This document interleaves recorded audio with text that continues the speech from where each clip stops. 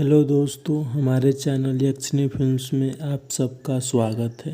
खेसारी लाल यादव और शिल्पी राज का बहुत बड़ा गाना आ रहा है, जिस गाने का नाम है सोफ़ा सेट पे हुई। सोफ़ा सेट पे हुई। इस गाने को लिखे हैं गौतम राय, काला नाग और ओपी।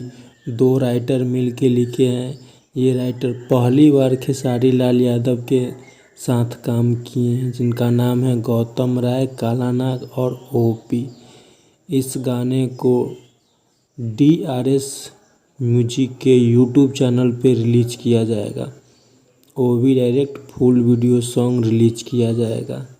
इस गाने को म्यूजिक दिए हैं आर्या शर्मा और इस गाने का जो वीडियो बनाया हुआ है पंकज सोनी। तो आइए इसका अब फाइनल रिलीज डेट जानते हैं। इस गाने को सोफ़ा सेट पे हुई। इस गाने को 23 जून सुबह 5:45 पे direct full video song release किया जाएगा DRS म्यूजिक के यूट्यूब चैनल पे। तो आप लोग देखना ना भूलिएगा।